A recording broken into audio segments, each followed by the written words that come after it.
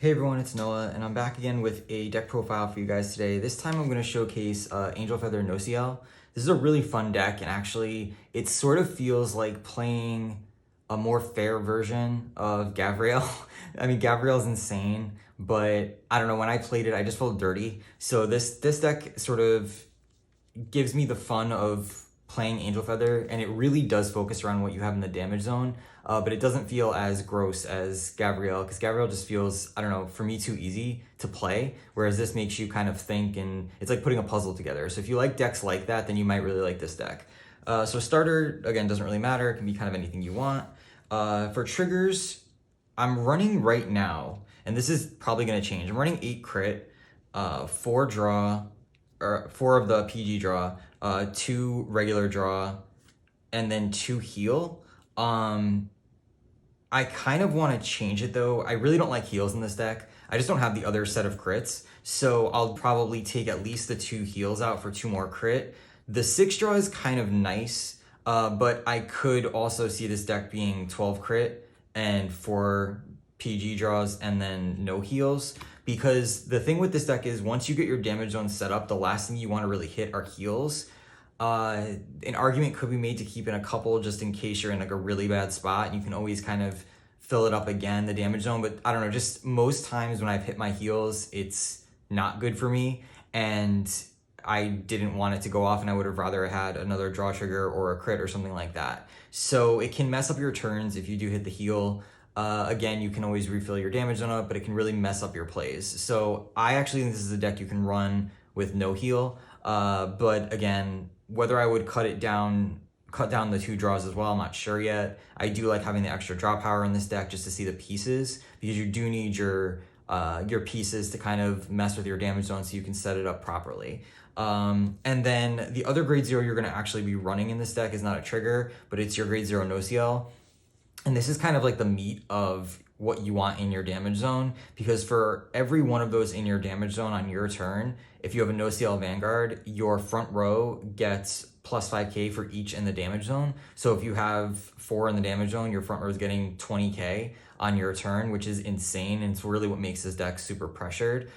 So you really, the whole strategy of the deck is getting as many of these into the damage zone as possible, and other Nociel pieces, but you want to see these in the damage zone. So the only thing that's weird with this deck is the ratios, because you have to account for an extra, play set of grade 0s. So that kind of eats your other ratios up a bit. But the deck does really fix itself a lot. There's a lot of ways to get things back from the damage zone. So grade lock isn't really a problem, which is nice, because that makes playing this a little bit easier. For your grade 1s, I'm running, this is 4 cards from the new clan selection. This is basically you just put it into the soul and then do a swap. It can only be used once per turn by that card with the card name, so it's like a hard once per turn.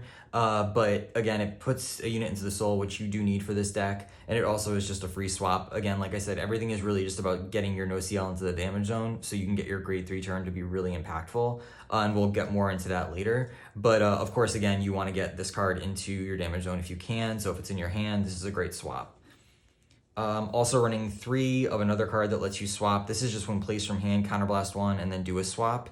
So obviously the card you counterblast, you're going to take, and then you're going to put in a card from your hand. So again, the number 1 target for everything is this, but any other Nociel piece will also work. Then I'm running the Angel that kind of works with the Protect 2s, because you are going to run Protect 2 in this deck. So if you have a Protect marker in the same column as this unit, she can intercept. She's can't be chosen by opponent's card effects, and she can intercept from the back row. So she's just a really nice target to have. That's a sticky minion for the board. They can't be, again, targeted by anything, and that back row intercept can really come in handy for defensive plays. So yeah, she's just really good. And then I just teched in 1 of him. Basically, if a new card was put into your damage zone during the turn, you put him to the bottom of your deck, draw 2 cards, and discard a card. So again, it's just another sort of filter engine. I'm only running 1 because it's not a card you have to see, but it's nice when you do see it. And since you do put so much stuff into the damage zone every turn, he'll always kind of be active. So it's just a nice card to help you see the cards you need to see. For grade 2s, I'm running 4 of the other Angel that works with Protect 2. She's really gross and a really strong card in this deck especially. If you have a protect marker in the same column as her, she gets plus 15k, and that's a continuous ability, so even on the opponent's turn. And then during the battle it attacked, if you have 3 protect markers on your board, the opponent cannot call sentinels, which is insane for the end game. It's definitely a way to finish games. She's just really nasty. And then to kind of go along with the same sort of idea, we have the Hygienist Angel, and she just gets a continuous plus 5k for every card in your damage zone. So again, it's just another beefy minion, and really annoying. It doesn't have guard restrict or anything, but the numbers it hits can be huge. So again, these are kind of your muscle of the deck. And then we have another Nociel card. She's your like all-around fixer.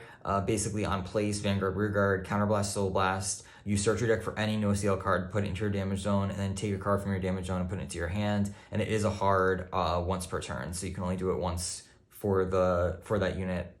No matter how many of these you play in a turn, you can only do it once. So yeah, so she's your fixer. Again, just helps you correct the damage zone, because you're going to want to make sure everything is Nociel. Because for the grade 3s, we have our Nociel. It's kind of hard to explain them separately because they really play together. But Love Sniper Nociel is a once per turn on Vanguard, Counterblast 1, put the top card of your deck into your damage zone, and then take a card from your damage zone and put it into your hand. So again, the card you Counterblast, you're going to want to put back into your hand. And then its other ability at the end of the battle, it attacked, you Soul Blast and discard 2 cards from your hand, and then you can ride this Nociel from your hand, and it gets drive -1. So again, it kind of plays into what this card does, so I'm going to explain this one too.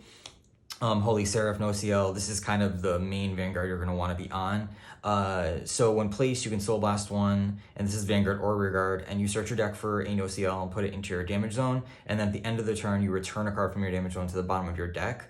So again, you can't really play this at 5 because you'll lose the game because it doesn't go back to the end of the turn. It's not one of those instant swaps that we see like with I don't know, something like some of the old Angel Feather cards we had, where you could put a card from the top of your deck to your damage zone and then take a card from your damage zone and heal it, or put it back to your hand. Like, it doesn't happen instantly. So if you go to 6 with that skill, you'll actually lose. So you got to make sure you're not at 5 when you want to do that. But again, it's a good card to help correct things and get the right Nociel pieces into the damage zone. And then its second ability is when it attacks, and this is why it's so important we have Nociel in the damage zone. You Soul Blast 1. If you have 3 or more Nociel in your damage zone, you restand a Rearguard. And then if you have 5 or more, you restand 2 Rearguards. So obviously you want to have your soul set up so that you can do that ability. And then of course, ideally you would want to have something like, one of these 2 or both of these or something like that.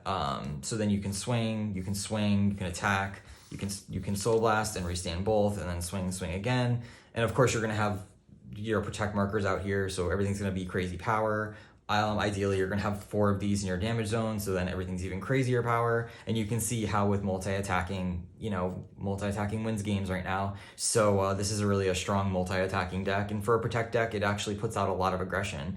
It's really hard to deal with because messing with your opponent's damage zone is tricky. There's not many ways to do it. Only certain clans can do it. So once you get that damage zone set up, there's really nothing that can get in the way of your strategy. And pretty much if you're calling anything, if you have 4 of these in the damage zone, it's going to be swinging for a big number. I mean, even if you have to call a trigger, if this is on a protect 2, it's already 10k, and then if you have 4 of those, that's another 20k. That's already 30k. So I mean, that's swinging for 30k. It's a draw trigger, so I mean, the numbers can be huge. And yeah, that's pretty much the whole strategy of the deck. It's really, like I said, just setting up your damage zone with as many of these as you can possibly get in there, and then of course any other Nociel pieces will work. And that's also why we run the draw trigger, because if worst case scenario 1 is in there, at least it's a Nociel, so it counts towards that 5.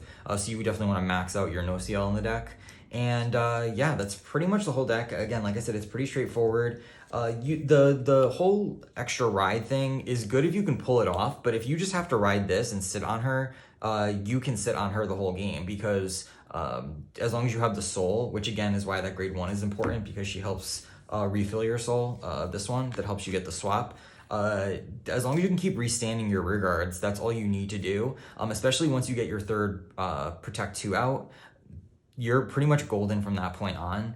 You can keep pushing for more if you can keep pulling this off, but you don't need to. So again, just sitting on her and just doing that multi-attacking and getting that to go off is really the meat and potatoes of this deck, and everything else is kind of in support of that. And then again, like I said, you have your two big beaters, which are going to be mainly the units you're going to want swinging, and then it's just a matter of swing, restand, swing some more, and win the game. So that's pretty much the deck profile. Again, like I said, the only thing I would really probably change about this is maybe taking out those 2 heals for 2 more crits, and maybe the other 2 draws as well. But again, like I said, the draw is nice because you do want to see your pieces so that you can get your damage zone set up properly. But yeah, the heals I think can definitely go. This doesn't seem like a deck where you really need to have those heals. It's at the end of the day pretty aggressive, so trying to go really long with the game doesn't make much sense, and I don't know many decks that are really playing the long game right now anyway. So yeah, that's pretty much the deck. I hope you guys enjoyed it, and we will be having some new content coming with the D series coming out. There's been some delays apparently with North America releases because of shipment issues, so hopefully that doesn't get too much in the way of things, but we'll keep you guys updated on that and hopefully be able to bring you some new content soon. And if you liked the video, please like and please subscribe. We are a newer channel. We're trying to grow as much as we can, and it would really help us out. So we will see y'all next time. Bye.